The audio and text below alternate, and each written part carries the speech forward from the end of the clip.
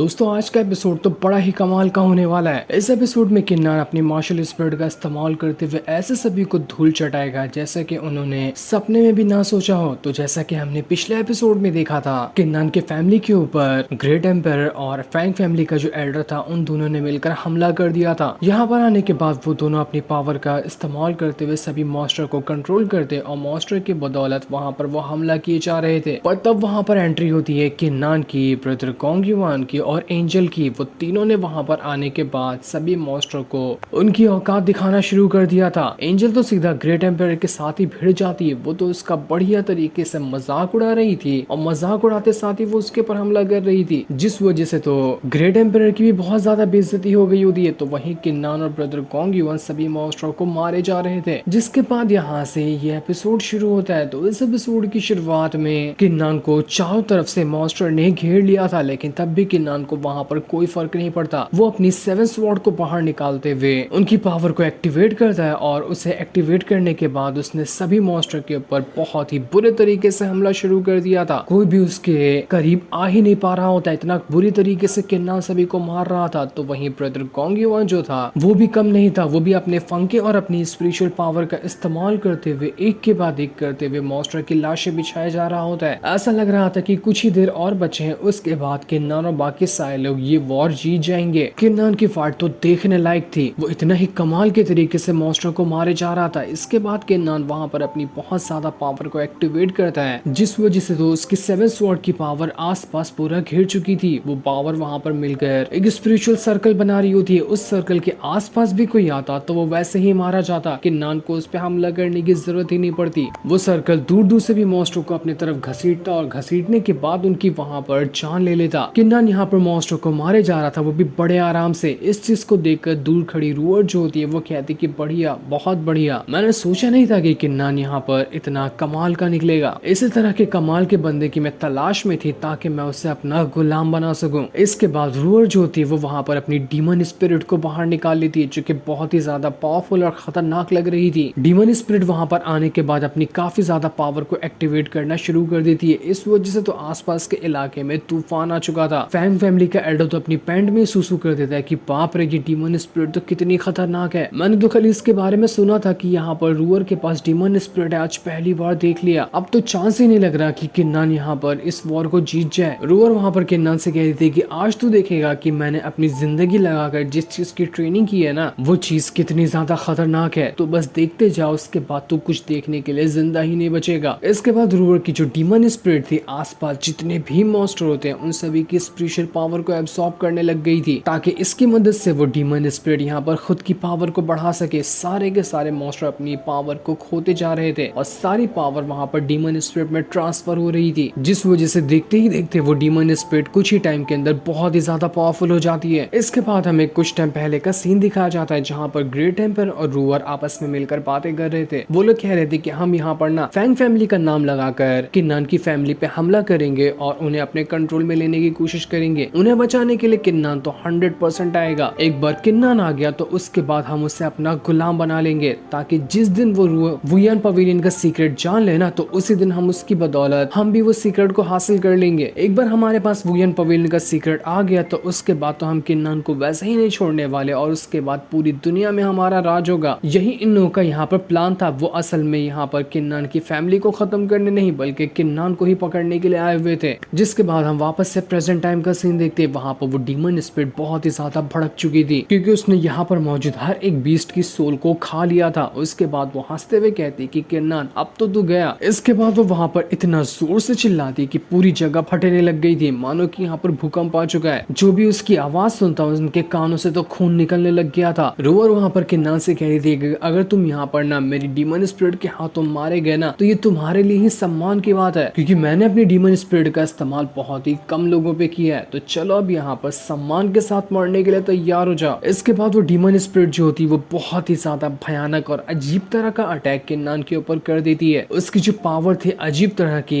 Intestine जैसी चीजें बना रही थी और उसी के अंदर वो किन्नान को घेर लेती है। वो सब चीजें पॉइजन से भरी हुई थी और वो चीजें इतनी ज्यादा होती है कि किन्नान उसके अंदर पूरी तरह से घिर चुका था। दिखाई भी नहीं दे रहा होता है कि किन्नान यहाँ पर खड़ा था या नहीं था। वो सारी चीजें किन्नान को अंदर से ही तकलीफ दे रही थी। इस चीज को देखकर रूअर को लगता लगता है कि चलो यहाँ पर किन्नान का खेल खत्म हो गया, बहुत ही मजा आ गया, अब मेरी डीमन स्पिरिट यहाँ पर किन्नान को अपना गुलाम बना लेगी। बहुत उछल रहा था, मैंने नहीं सोचा था कि इसे हराना इतना इजी होगा। इसके बाद वो किन्नान से कह रही होती कि बताओगे ना मुझे वो यहाँ पवेलियन का सीक्रेट, चलो फटाफट से मेरे गुलाम बनो और कुत्तों की तरह मेरा कहना मानते जाओ। किन्नान उन चीजों के अंदर जहाँ फंसा हुआ था, अंदर से वो कहता है कि अरे ये तुम्हारी डीमन स्पिरिट की पावर है, ऐसा मुझे क्यों लग रहा है कि ये मुझे गुदगुदी लगाने की कोशिश कर रही है, बड़ा ही मजा आ रहा है अंदर। जो सुनकर तो रूअर का वहाँ पर मुंह बन चुका था कि अरे मैं तो यहाँ पर सोच रही थी कि किन्नान मर चुका है, लेकिन इसे तो अंदर मजा आ रहा है। नहीं नहीं नहीं, ऐसा नहीं हो सकता, ये ऐसा कैसे हो गया, मेरी डीमन स्पिरिट का अटैक बहुत ज्यादा स्ट्रॉन्ग होता है। लेकिन किन्नान कहता है कि अब मैं तुम्हें दिखाता हूँ कि मैं क्या कर सकता हूँ। इसके बाद किन्नान जिस चीज के अंदर फंसा हुआ था, वहाँ पर फंसे फंसे बस वो एक चीज कहता है कि तू अब भाड़ में जा। और जैसे ही किन्नान ने यहाँ पर ये चीज कही थी, उसके अंदर से इतना भयंकर तरीके से ऑरा पहाड़ निकलता है कि जिस चीज के अंदर वो कैद था, ऐसा लग रहा था कि वो चीज देखते ही देखते फट जाएगी। और कुछ ही सेकंड के अंदर वो चीज वहां पर फट भी जाती है, जिसके अंदर से किन्नान अपनी मार्शल स्पिरिट के साथ बाहर निकल कर आया था। इतना कमाल का, इतना बढ़िया सीन होता है जिसकी कोई हद नहीं थी। मार्शल स्पिरिट और किन्नान पूरे एटीट्यूड के साथ वहां पर खड़े हुए थे। जैसे मार्शल स्पिरिट बाहर निकल कर आई थी, उसके अंदर से इतना स्ट्रॉन्ग और बाहर निकला था कि रूअर और बाकी सब लोग वहां से फेंका गए होते हैं। लोग तो यहाँ पर मार्शल स्पिरिट के ऑरा के सामने नहीं टिक पा रहे थे, तो उससे फाइट करना तो बहुत दूर की बात है। किन्नान एकदम ज्यादा भड़क चुका था, इसलिए वो जैसे ही अपने सामने उस डीमन स्पिरिट को देखता है, उसका दिमाग हिल जाता है। मार्शल स्पिरिट ने अपनी पावर का इस्तेमाल करते हुए उस डीमन स्पिरिट को वहां पर रोक लिया था। इस वजह से तो रूअर भी हिल नहीं पाती, मानो कि वो भी बिल्कुल स्टॉप हो चुकी है। इसके बाद किन्नान अपने हाथ सामने करता है और वहां पर मुट्ठी को दबाने लग गया था, क्योंकि उसके हाथ में ही आ गया होता है उसकी डीमन स्पिरिट का कंट्रोल। अगर किन्नान मुट्ठी बंद कर दे तो वो डीमन स्पिरिट चकनाचूर हो जाएगी। जैसे ही किन्नान ने अपना हाथ आगे किया था, वैसे ही मार्शल स्पिरिट भी अपना हाथ आगे कर लेती है। इसके बाद मार्शल स्पिरिट ने उस डीमन की लाइफ की पावर को अपने हाथ में रखते हुए पूरी ताकत के साथ उसे वहां पर दबा दिया था। और जैसे ये चीज यहाँ पर हुई होती, पूरी जगह एकदम मानो हिलने लग गई थी। ऐसा लग रहा था कि यहाँ पर तबाही आने वाली है। उस तबाही के सामने तो यहाँ वो डीमन स्पिरिट टिक नहीं पाती, उसे तो एकदम अजीब सा लगने लग गया था। लेकिन वो डीमन स्पिरिट यहाँ पर कुछ सोच समझ पाती या फिर खुद को बचाने की कोशिश करती, तब तक कि बहुत देर हो चुकी थी। मार्शल स्पिरिट की मुट्ठी बंद करने की वजह से उसकी पूरी बॉडी में क्रैक्स पड़ने लग गए थे। उन क्रैक्स की वजह से वो डीमन स्पिरिट इतना चिल्ला रही होती जिसकी कोई हद नहीं थी। वो कैसे भी करके खुद को यहाँ पर बचाना चाह रही थी, लेकिन कोई फायदा नहीं होने वाला था। वो कितना भी कोशिश क्यों ना कर ले, उसकी लाइफ की पावर खत्म हो चुकी है, तो उसे अब कोई नहीं बचा सकता। और जिस चीज का डीमन स्पिरिट को डर था, वही चीज वहां पर हो जाती है। देखते ही देखते वो जो डीमन स्पिरिट थी, बिल्कुल कांच की तरह वहां पर खत्म हो चुकी थी। आई बड़ी थी यहाँ पर किन्नान की जान लेने के लिए, बस एक बार मुट्ठी दबाते साथ ही इसे इसकी औकात पता चल गई। किन्नान से जो भी टकराएगा वो इसी डीमन स्पिरिट की तरह चूर चूर हो जाएगा। और ये बात जितना जल्दी लोग समझ ले, उसमें उनका ही फायदा है। जैसे यहाँ पर रूअर की डीमन स्पिरिट खत्म हुई थी, डीमन स्पिरिट के अंदर भी रूअर की स्पिरिचुअल पावर लगी हुई थी। डीमन स्पिरिट के खत्म होते साथ ही रूअर को वहां पर इतनी ज्यादा तकलीफ हुई होती है कि वो खुद भी अपना कंट्रोल खो चुकी थी, मानो कि ये भी यहाँ पर मर जाएगी। तो वहीं टकला मामा जो था, वो अभी भी एंजल के साथ फाइट कर रहा था। वो अपना वेपन निकाल कर एंजल की तरफ बार बार फेंके जा रहा होता है, लेकिन एंजल को तो इसके साथ खेलते खेलते मन भर गया था कि यार ये टकला मामा जब से एक ही चीज करता है, कुछ नया तो दिखाई नहीं रहा, कब से खेलते खेलते इसके साथ मैं थक चुकी हूँ। इस वजह से एंजल जो होती है वो वहां पर अपनी पावर को एक्टिवेट करती है, और अपनी पावर को एक्टिवेट करते साथ ही उसने वहां पर टकले की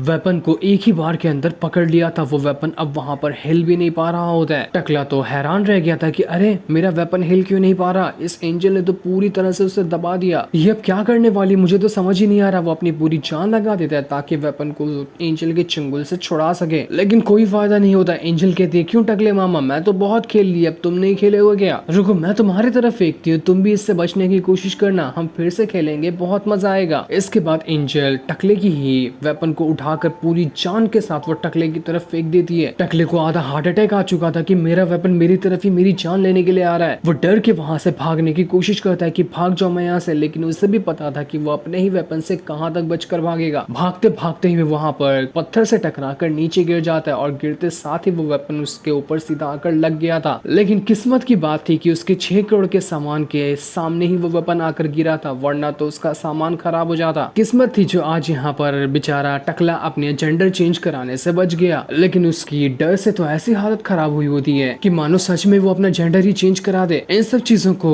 जैसे ही फैंग फैमिली का एल्डर छुप कर देख रहा था। वो कह रहा था कि भाग ले गुरु, जितना जल्दी हो सकता है ना उतना जल्दी भाग ले, वरना कहाँ मैं ये इनकी चक्की के साथ खुद भी पिस जाऊंगा, पता ही नहीं चलेगा। इसलिए वो जितना हो सकता था उतनी स्पीड के साथ वहां से भागना शुरू कर देता है। वो आदिवासी लोग जो यहाँ पर मॉन्स्टर वगैरह को ड्रम बजाते हुए कंट्रोल करने की कोशिश कर रहे थे, वो लोग भी कहते हैं कि अरे भागो यहाँ से, बहुत हो गया हमारा, हम कुछ नहीं कर सकते। इसलिए वो लोग भी यहाँ पर भागना शुरू कर देते हैं। सब के सब यहाँ पर दुश्मन जो थे वो भाग चुके थे। इस चीज को देखकर किन्नान की जो मेड दोस्त होती है वो कहते हैं कि ये हम जीत गए, किन्नान और बाकियों ने कर दिखाया, इस वॉर में हमारी जीत हुई, हमने सभी दुश्मनों को खदेड़ कर भगा दिया। पूरे महल के अंदर एक खुशी की लहर दौड़ जाती है कि ये वॉर में हमारी जीत हुई। कहाँ इस वॉर को हम पूरी तरह से हारने वाले थे, लेकिन किन्नान और बाकियों की वजह से हमने इस वॉर में जीत हासिल कर ली। तो वहीं टकला जो होता है वो अभी तक के वहीं पर लेटा हुआ था, क्योंकि उसका सामान बचाना था ना उसे, इसलिए एंजल आती है और उसका वेपन वहां पर उसके सामान से हटा देती है। एंजल वहां पर कह रही थी कि अरे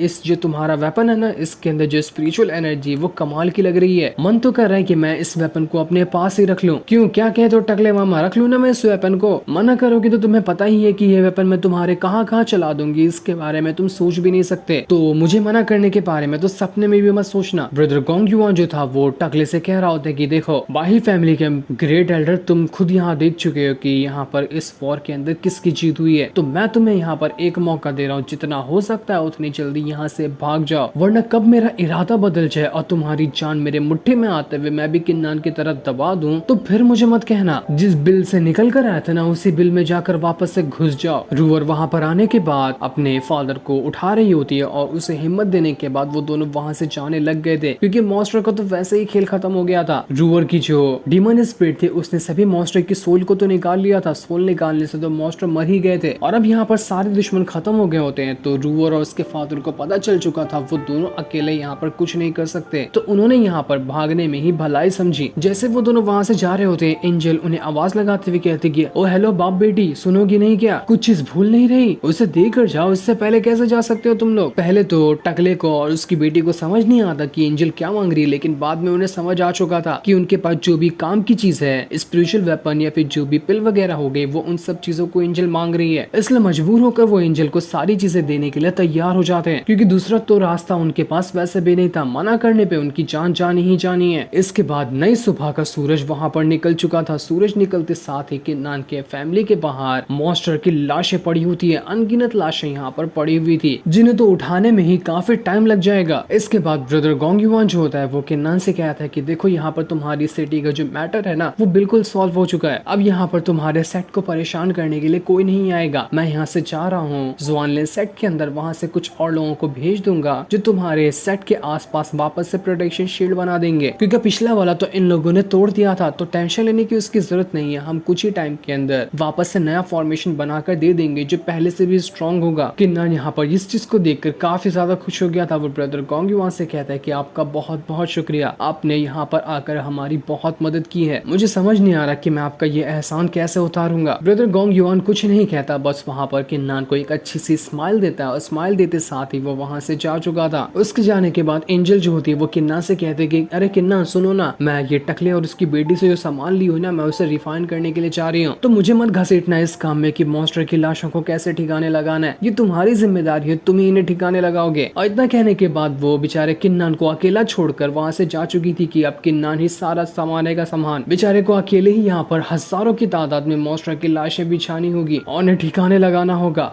जो सीन दिखाते ही ये एपिसोड यहीं पर एंड हो जाता है।